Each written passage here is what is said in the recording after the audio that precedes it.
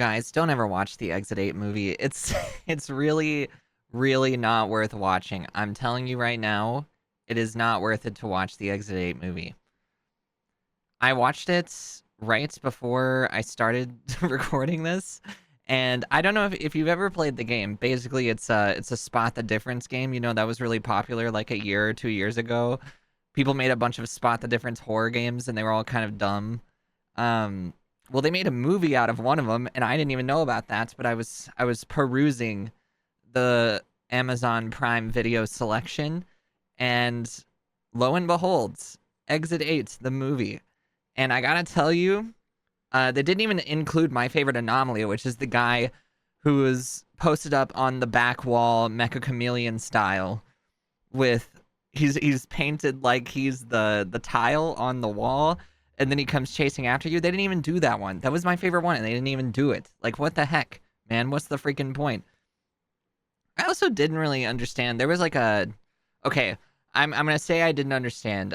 I wasn't paying 100% attention when they laid the groundwork for why he is like having a fight with his girlfriend or whatever. And I think it's because he doesn't want to have a child, and I think she's pregnant. And basically the entire movie is just like a bunch of, oh, he's afraid of babies, he's afraid of babies, which I mean, it's compelling in its own way, I guess. In its own special little way, I guess it's a little compelling, but I just feel like they didn't need to make a whole feature length film about that game because they really had to stretch a lot of stuff to get it to work. Just don't watch it. It's not. There's not really anything there that's is to be gained. If you want to play the game, I guess that's fine. But I mean, the storyline wasn't really compelling with the child thing, and there's also a child that he finds in the little maze, and I'm guessing he's supposed to be the analog for that guy having kids. There's also this weird subplot of him having asthma, which doesn't amount to anything. I will say, I did think it was gonna amount to something when he like passed out from not being able to breathe. I was like, oh my god, is he gonna die? And then we're gonna like go to a new character, because then it does go to a new character. It goes to the old man who's walking by him in every iteration of the loop, and it turns out that he's like a real person or whatever, which is not in the game. That part is not in the game at all. He's just there to spot anomalies in the game, but he's like actually a character. And I don't really understand. Like, it really felt like they desperately needed stuff to fill up the runtime, and then they abandoned the asthma thing like halfway through. It didn't end up mattering at all because the kid comes back. He doesn't die. He just comes back. He's just normal again after a while, which is that how asthma works? I feel like if you have an asthma attack so bad that you like throw up and pass out, like you probably die, right? If you don't get medical attention, you probably die. Am I wrong? Am I wrong about that? I genuinely did not understand why they included that. And I mean, okay, I understand that. Here's my theory as to why they included that. It's because they needed a reason for him to panic and for it to have, I guess, narrative weight. But then they took the narrative weight away when nothing happened when he had an asthma attack. So, I don't know. A little rambly. I would give it like a 2 out of 4. A little rambly of a review there. 2 out of 4 is the score that I would give it, just because I don't know, if you liked the game, you might think it's funny to see all of the anomalies except for the best one, Grr. But if you don't care about the game, then there's no point in you watching that movie at all. If you didn't play the game, there's no point in you watching the movie, and it's not really scary, and I think it's supposed to be scary. And I mean, there was a little tension. The old man's subplot, it gave an explanation as to why he's walking through the corridor in the game, but you didn't really need an explanation as to why. He was just like there. Like, I don't know.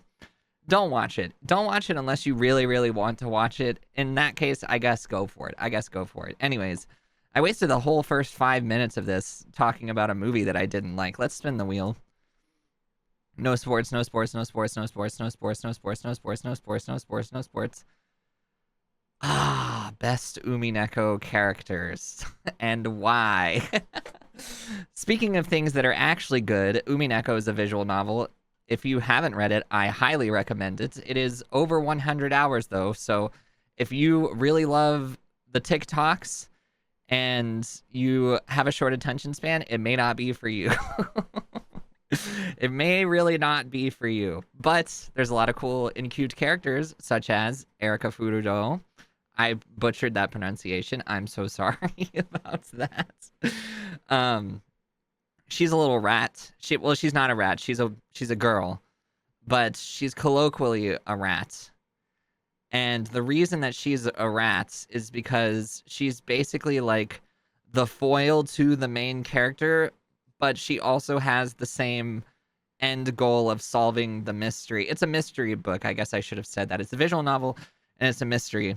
And Erika Furudo is a detective that shows up halfway through and basically gives the reader like more ammunition for thinking about things, like trying to expand the reader's mind for thinking about stuff. And she acts really crazy a lot of the time. Best character in the whole thing. She's a very funny, weird, quirky gal. And she's an intellectual something. I won't really tell you what the second word of her nickname is, but she's an intellectual something. You can look it up, I guess, if you want. Or if you know what I'm talking about, then I guess you know what I'm talking about. Next best Umineko character, I guess Beatrice, the antagonist. She's a witch and she's lived for 1,000 years, or has she? You know? Or has she? It's a mystery, and she uses magic to kill people. But is it really magic? Dun dun dun. And she's got gigantic boobs, which is really awesome. And she's blonde, and she cackles, and she's very evil. She's very evil, and I really like her for that. What else? Who else is in Umineko? I guess Battler, the main character, he does cry a lot, which is fun. And he's a very cool guy. His name is Battler, which is really weird. Like, why is his name Battler? I think that's the first thing you're probably gonna wonder when you're playing it, is why is this guy's name Battler? And all the rest of their names are weird too. It's set in Japan, but all their names are really weird. Other best characters. Are there any other good characters in that whole thing? Let me think. Oh, Maria, I guess. Maria and Sakutaro are both pretty cool guys. Maria's a little girl, and she's also a witch, and she has a very active imagination, and her mom is not very nice to her. She's very mean, and it's really sad sometimes. I'm making it into kind of a little like light joke. As I am often want to do, make things into a light joke. Those parts are not jokes. Her mother is mean to her in a very abusive way, and it's not great. Some people really like her mother.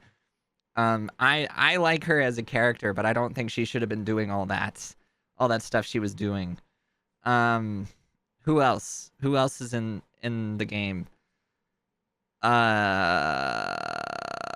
Well, Goda is a chef, and he cooks really delicious meals.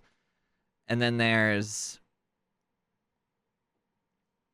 Shannon, who is she's a cool servant who's very nice, and people are very mean to her, and and you really feel bad for her. And she's got a brother named Cannon, who is a little edgy boy. And who else? Who else is in the game? Jessica likes to punch things, and she's pretty cool, I guess. She also likes Toho, or she is in a band who does Toho covers. I don't really know how all that works. Oh, and I guess George is a pet